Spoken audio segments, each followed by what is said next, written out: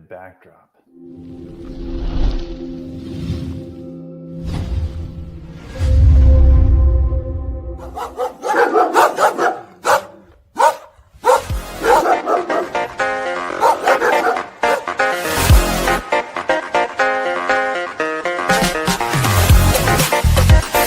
Artlist.io.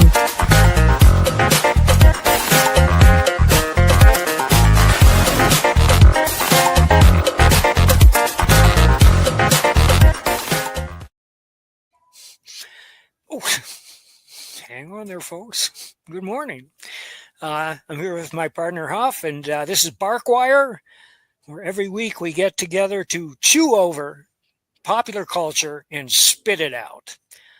Today we're going to be talking Bond films, among others. As many people know, Netflix has acquired the rights to James Bond, and they're in the process of producing a new Bond movie. We don't know the details yet. We don't even know who's going to play Bond. About a month ago, they decided, all these Bond posters show James Bond holding a pistol. We can't have that. So they removed the pistols from all the posters. Sean Connery, Roger Moore, Timothy Dalton, Pierce Brosnan, and there was such an outpouring of outrage, which I'm happy to report, that they put the pistols back. So I call that progress. It's also progress that Bond is going to be played by a white man. However, his female lead is in question. Some people think it's could be the non-binary Emma Corrin. Some people think it's going to be Sydney Sweeney. Now, I ask you, gentle viewers, who do you think is more appropriate to a James Bond movie? The non-binary Emma Corrin or Sydney Sweeney? All right, Huff, I'm asking you. It's just the easiest thing. I think they waited too long to get Henry Cavill. But James Bond is not a hard nut to crack, Mike. You get the next closest, youngest Henry Cavill sort of guy, and you say, well, who were the two hottest, most popular, and I don't mean like physically attractive, but like the most popular, attractive young Hollywood star today? And then you cast a couple of them as the Bond girls. I agree. And you name them like Busty Sinclair or something like that. And you let him just make a bunch of double entendre wisecracks. And it's not a hard movie to make. It's just not. I think Bond is best when it takes itself seriously. When I watch a movie, the movie has to take itself seriously, or I can't take it seriously. And that's why I didn't like the Roger Moore Bond movies. I've seen a couple. I can't bring myself to watch them all because he was all nudge, nudge, wink, wink. And if we wanted nudge, nudge, wink, wink, we could have gone with Dean Martin as Matt Helm, which was a travesty. I mean, I love those Donald Hamilton novels, and they were very serious and highly entertaining. But when they bought the franchise, good luck for Hamilton. I'm sure he made a lot of money, but they bowdlerized him. They made him jokey. They made him like a Roger Moore movie. And that was fine in the 70s. Apparently, there was a big market for it, as there was for James Coburn as in like Flint. Which reminds me that at the time, Coburn physically would have been perfect for Bond, although I don't think he could do a British accent, just like Jason Statham can't do an English accent. But I do have high hopes for the new Bond because they do seem to have their heads screwed on straight, and they have nowhere to go but up. After the last Bond movie, No Time to Die, I thought that they had sunk the franchise. I could not. Well, they did. They killed him. He died at the end. So but I never liked. So Roger Moore is my least favorite James Bond. GoldenEye, which some of this is me being the age that I am, but GoldenEye to me is the perfect tone. And then some of the Sean Connery stuff too. And I always thought Timothy Dalton got a raw deal because I thought Timothy Dalton as Bond was great. I did but maybe too. not the movie. But he was the right casting.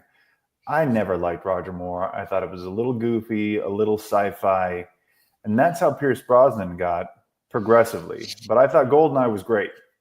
I tried to watch the two later ones, the one with Halle Berry, and uh, they're not good to watch. They're tough to watch because it's just joke, joke, joke, joke, joke, and it doesn't take itself seriously. On the other hand, I thought Daniel Craig. Well, I mean, Casino Royale was fine, but then everything subsequently, I wasn't a big fan of. I didn't think they were very clearly. I I didn't think the plot was clear. I didn't think they were fun at all. I thought they took themselves too seriously. So Maybe. my I agree is with that you that they deteriorated after Casino Royale, which just oh yeah, relaunched the franchise with like a rocket. But the only oh one yeah. after that that's really good is Skyfall. I thought Skyfall was fine, but it was a lot of let's dig into the mythos and Yep, yep, let's yep. do something interesting with the lore. And I'm like, I don't know that you need to do that. I think that James Bond doesn't need to get heavy into the lore of who James Bond is. And that's really what Daniel Craig tried to do you know, to the ultimate point of, and we're going to kill him off, so we'll restart. Amazon MGM, because Amazon bought MGM, so Amazon is doing James Bond. On the one hand, Jeff Bezos definitely likes. Um, Hot women. I was going to say bimbos, um, That's because I feel like he's bimboized his new wife a little bit. That being said, he's definitely got an eye for the James Bond aesthetic for the ladies, and that's a good sign. On the other hand, Amazon, well, and as far as doing proper action movie, we've talked about these shows. They did Terminal List, they did Jack Ryan, Reacher, and Reacher's got a little bit of that humor. So, do I trust them to be able to do a James Bond style action thing? Yeah, for sure. But on the other hand, they bought some big franchises, and Rings of Power is the one that really springs to mind. But um, the other fantasy one, The Wheel of Time, both were huge franchises with existing fan bases, and they did a terrible, terrible, terrible job. So we'll see which Amazon shows up, but there's hope for it, and it's not a project that I put in the category with, why are you rebooting this again? We're tired of this. You know what I mean? Like so many other things. James Bond is a perennial that's James Bond thing. That's well established. Every generation gets a few new James Bond movies set in that present time. So I feel like James Bond is a character where, yeah, you can reboot the franchise, and at this point, you have to. You got to start over because the guys before just absolutely murdered it, meaning James Bond himself. There are rumors that they're going to use an original Ian Fleming James Bond story that has not been adapted into film yet. I hope that's the case. And of course, if they choose Sydney Sweeney as the female lead, we'll know we lucked out and that they're taking the franchise personally. When it comes to realism and James Bond, I count Casino Royale among the top five. But number one for me is From Russia with Love, the second James Bond movie starring Sean Connery, which was based on an Ian Fleming manuscript again. And it's a very realistic plot. There's no giant monsters from outer space like Jaws. Yeah, Uh, yeah, and there's a little dry humor, but one of the things that makes it great, and you know this, is that if you have a spy movie or a cowboy movie or any movie with a vigilante or a heroic type man in it, a lot depends on the quality of your villain. The better your villain, the better the movie's going to be. And Robert Shaw was a brilliant choice for that movie. He's probably the most sinister and effective villain that James Bond ever faced. Although I do like the villain in the new Casino Royale, What's his Mads name? Mikkelsen. Yeah, Mads Yeah, Mikkelsen. he was good, um, and then I liked Saruman too. Did you happen to see his Hannibal TV series? No, I never got into Hannibal. Well, it was off the wall. Mads Mikkelsen was very good. For Oh, he's those who very are good. for devotees of the Thomas Harris original, it was a far reach, uh, but I felt it worked. I'll have to get you to watch The Silence of the Lambs. I don't know. Do you like horror movies? Oh, I end up just kind of chuckling at him because You I won't keep chuckle at thinking, this one. You no, won't I chuckle know, at I this one. know. But But I think, anyhow, how did they do that special effect? That's what I keep stepping back. I'm like, how did they do? Huh? there's no That's a good special effect. effects. There's no special effects in Silence of the Lambs. It's extremely realistic, and it's based on real serial killers. And the only reason I call it a horror movie is because Hannibal Lecter uh, elevates it. Anthony Hopkins, who's so brilliant, and that's probably the role he'll best be remembered for. And he did it three Oh, times, for sure. and three of those movies are brilliant. But anyhow, that's our little detour because it was I'll, Halloween I'll yesterday. watch it sometime. I will say this. This Hannibal. So I know enough about Silence of the Lambs to know that he does eat a living man's brain, That's right? true. That's in the movie Hannibal, I believe. Uh, which, I read the book. I read the books first, and I think, well, how are they going to film this? Well, we saw how they filmed it. That's a Ridley Scott movie, by the way, uh, which is one of the Did I know reasons it that? makes Maybe I us. knew that. But what's so fun about that is It is that's fun. not a movie thing. You really can do that because your brain is insensitive. So if you gave me, this is anesthesia stuff talking, but the weirdest case that I've ever been a part of was it was a brain surgery. It was a neurosurgical case, and very delicate. I don't remember what they were doing, but they needed this guy awake to be able to say, no, I'm talking, and then okay, we got to move away from that part of the brain. So what you do is you take 5 milliliters of local anesthetic, 30 in total, and you go here, then above the ear, and then below the head, or kind of below the scalp, on both sides, and it numbs your scalp entirely. And then you can peel the scalp back, and then you can cut the top of the skull off and be totally awake. It was the weirdest thing I've ever seen. And detach the skull, so it's an awake, totally comfortable, no pain, but also with no scalp and no skull, which obviously they put back on. And then you just open up the head, and there's the brain, and they start doing stuff, and you're like, can you feel this? Nope. Can you feel this? Okay, we're not doing that. My hand went numb. Very bizarre. Well, I'll have to tell the truth. Did you ever see the surgeon take a bite of the guy's brains? It's not sterile. That's the problem. Yeah, the human mouth is not sterile at all. So Well, I you'd mean, he probably could get in have trouble for that. he could have taken it home and cooked it. I'm just saying, keep Look, your eyes open. Keep no your one eyes. really, nobody asked what happens to the medical specimens. Mm. Nobody really, once they're out of the OR, who knows what happens to them? They're supposed to go in the incinerator, but no one's following. But there's a brand new restaurant across town that claims to be serving Vietnamese food. Yeah, and all the cats are missing. They do like that. But let's go back to James Bond. James Bond number 3, Goldfinger, which is highly entertaining. And the reason it's entertaining is the characters are so outrageous and larger than life.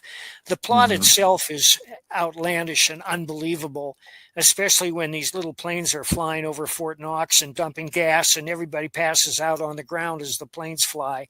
But Auric Goldfinger is a brilliant creation, as played by the great German actor Gert Frobe. And of course, Pussy Galore. I mean, that was Fleming sexism showing through, but people ate it up, if I may be forgiven the phrase, and of course, Odd Job. Pussy Galore was played by Honor Blackman, a great actress. And then Thunderball, which I liked as well. I think Sean Connery probably set the bar. Oh, yeah. Yeah. And I don't think anyone's beaten him. No. Let's not forget George Lazenby, who came in for On Her Majesty's Secret Service One and Done, which co-starred the woman who was in the Avengers, Diana Rigg. She was so great. And that's a very good movie. Telly Savalas plays the villain. And we've always wondered, why hasn't Telly Savalas played Lex Luthor?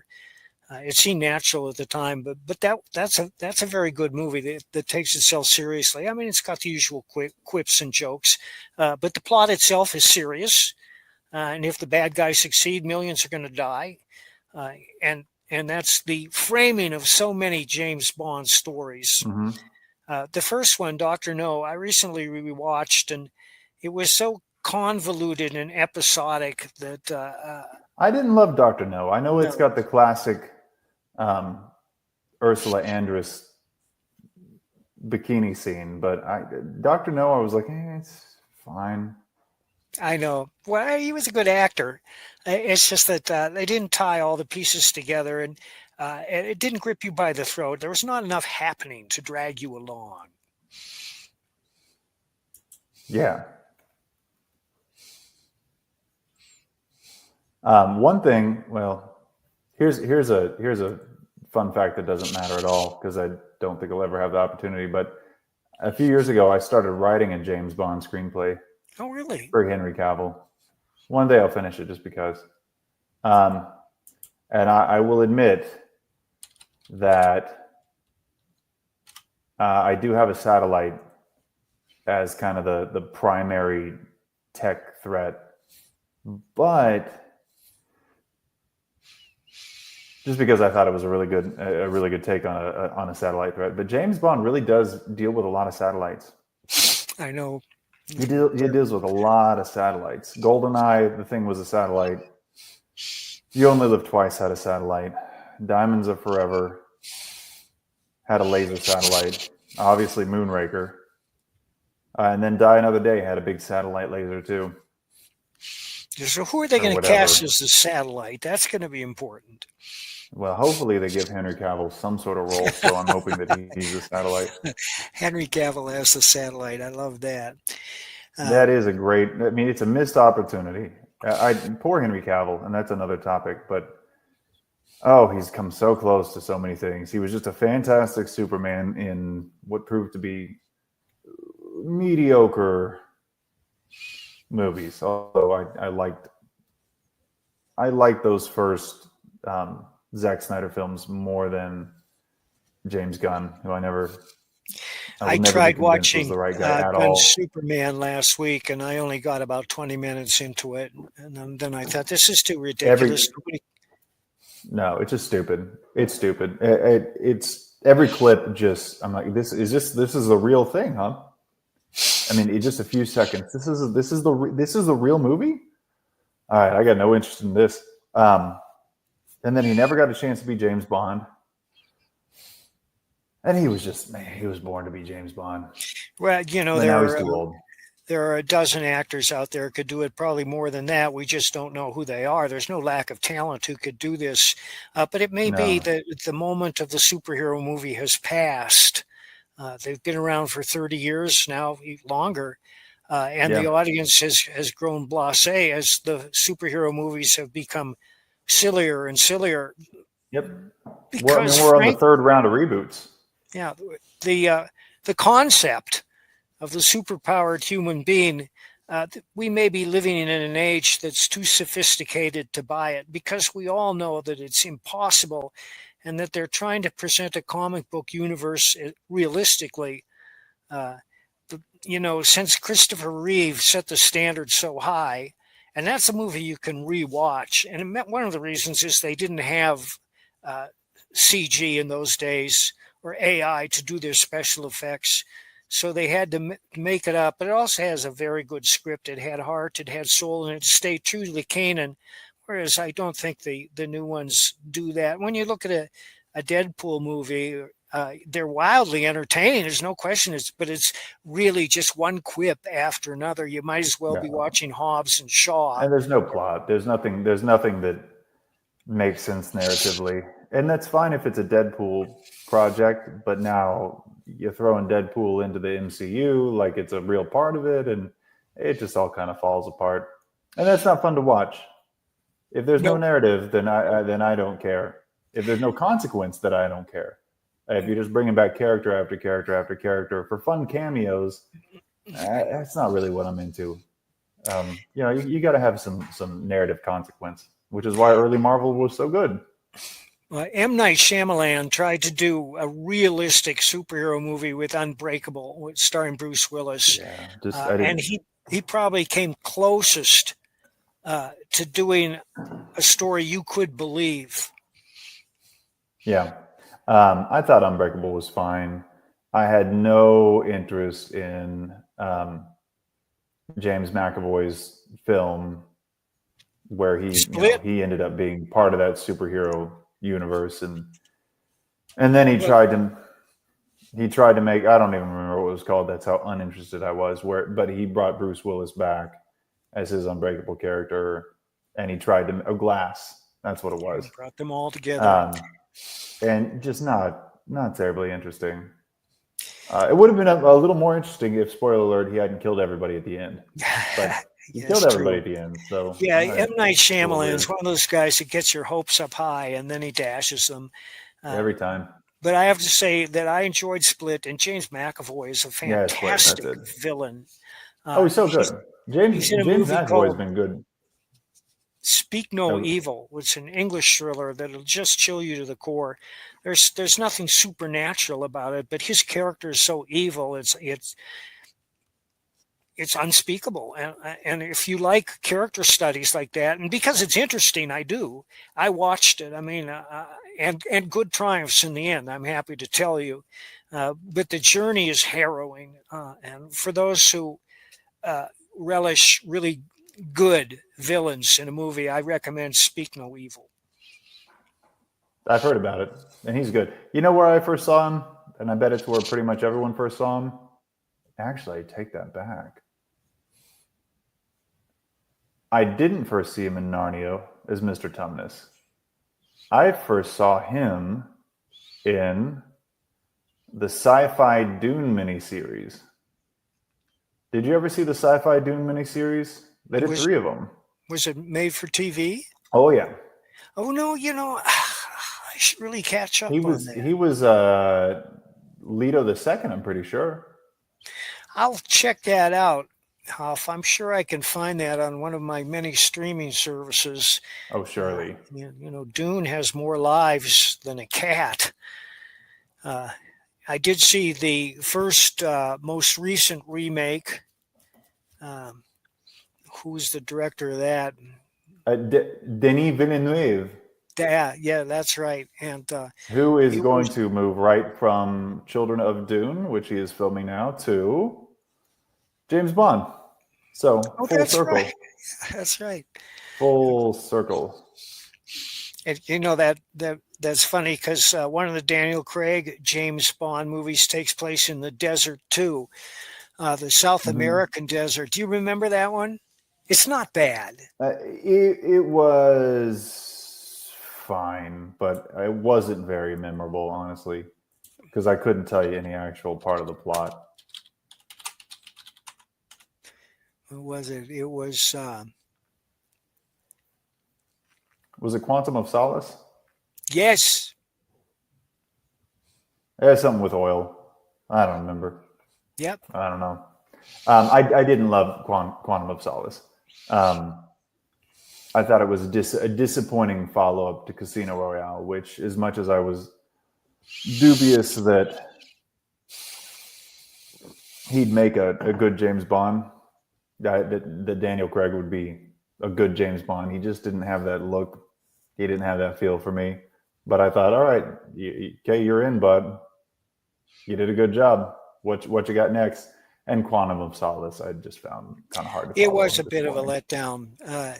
But then he shifted to Knives Out. Have you seen Knives Out?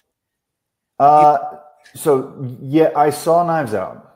Yeah, he I plays didn't a. see the second one, The second one's and very good too. He I'm not. plays a Southern detective named Benoit Blanc, Oh, uh, I and know. and he's got that character down cold. So it's a good character, Mike, and I wouldn't say don't catch the movie because the cast is amazing. Daniel Craig is good as the character. I got a personal beef against Ryan Johnson because he ruined Star Wars.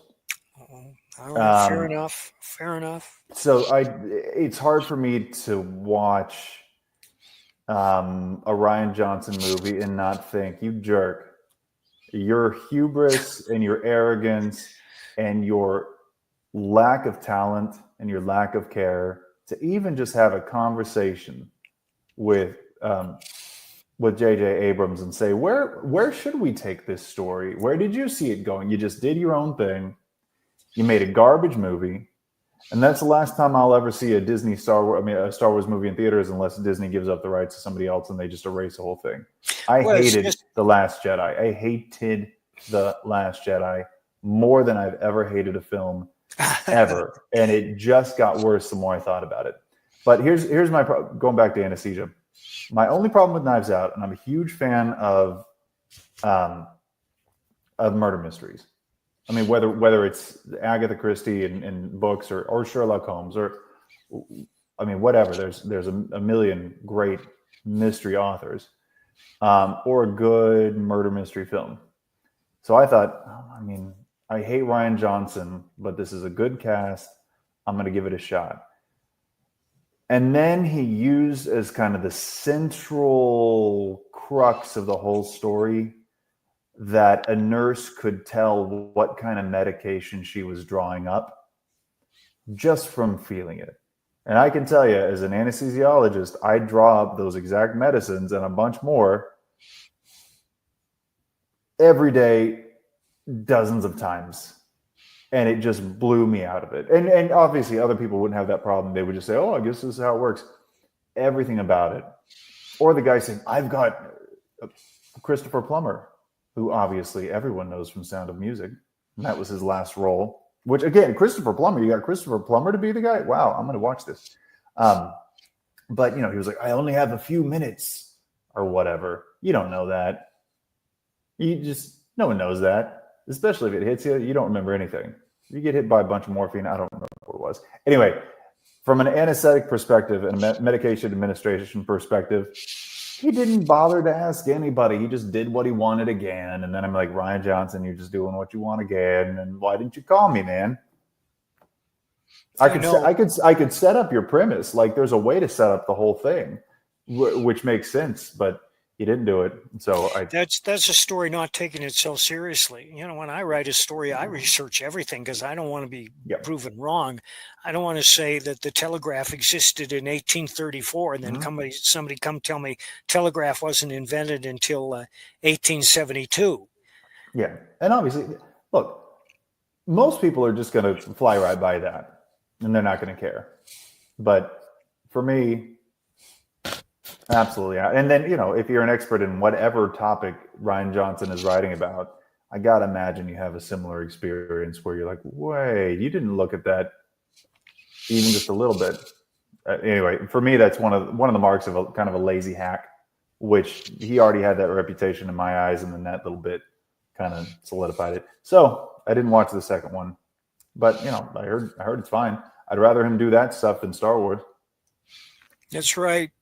It's astonishing that they continue to lose billions of dollars and they never change direction, which is that they're not prioritizing entertainment, which is why people go to the movies. They go to the movies to forget their own problems for a few hours and enjoy a great story or a fantasy or a musical or a drama.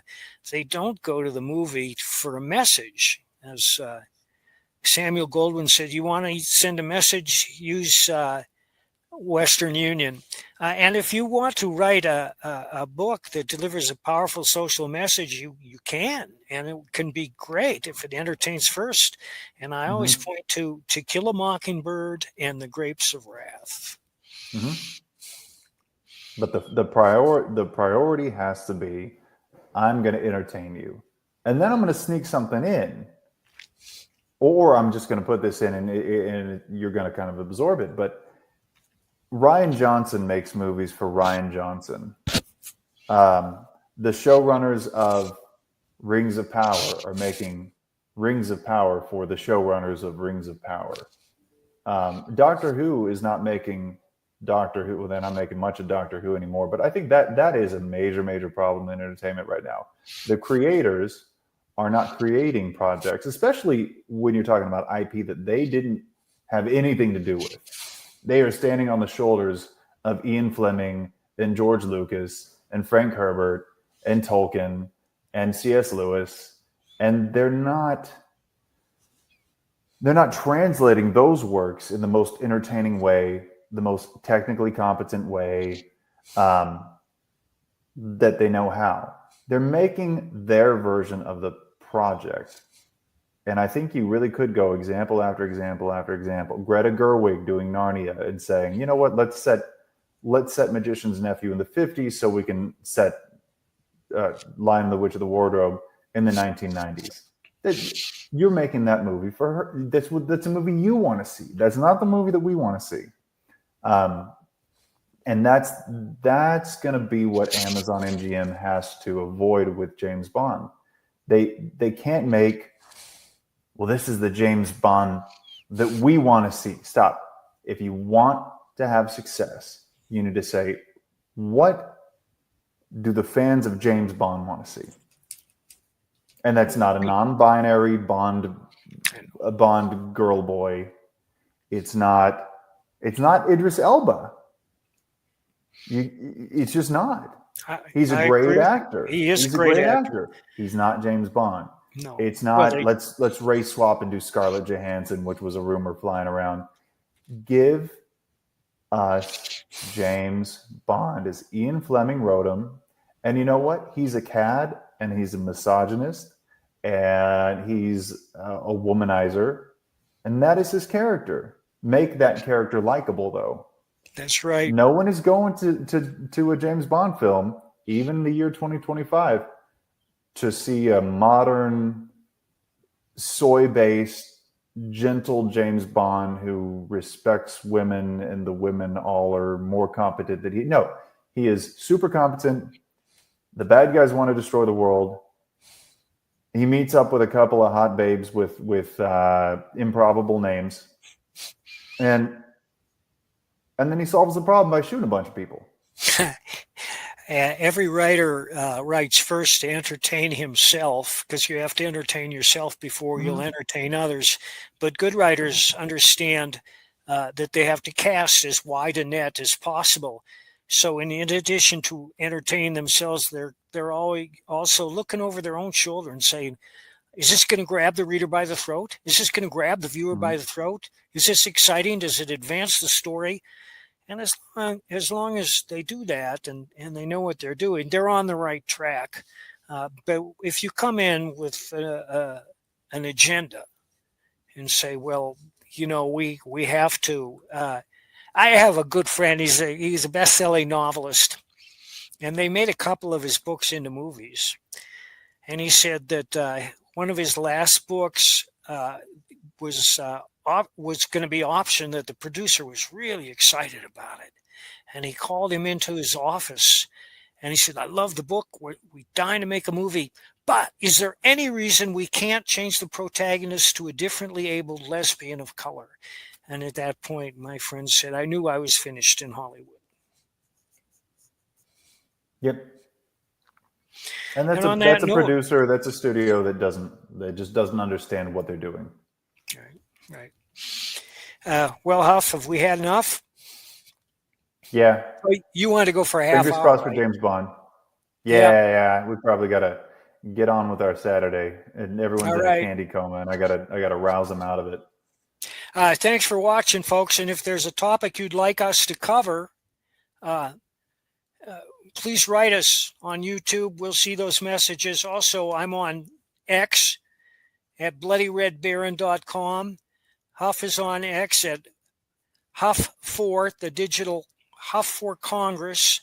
And right now we launched last night our campaign for Bronze Star 2, Supernatural Western drawn by Pat Broderick. It's the greatest work of his career. If you go to bronzestarcomic.com, click that on and watch the videos, it will blow your mind. I guarantee it. All right, Huff, you got to come up with something we can hawk. You got to come up with something we can hawk next time. Oh, I got some stuff. Right. But I'm going to save it for later. I'm not going to steal your thunder too, because you guys should support Mike's book for sure. All right, thanks for watching, folks. All right, see you next time. All righty. Bye.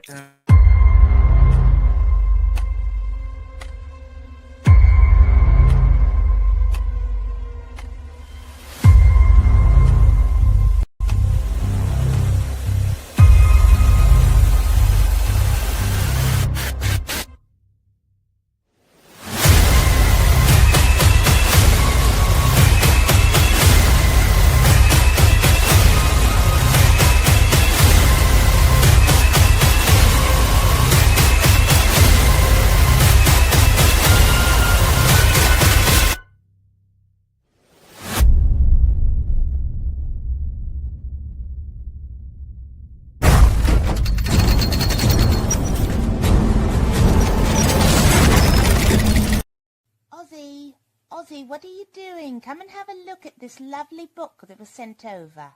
You're wrapping in the burning. Oh, go on and spit the bat out your mouth. No one can understand you like that. Say how 5 dentists and all. Oh, well, that's not much better. Ozzy, why don't you sing to me? I can always understand you when you sing to me. Fucking my brains. What is this my publisher sent me? Inked in black with art so sweet. So what do you think? Do you like it? Oh, Lord, yeah. If you missed the live viewing of any Madness Entertainment Group production, you can find all our content on Roku or as a member of this channel.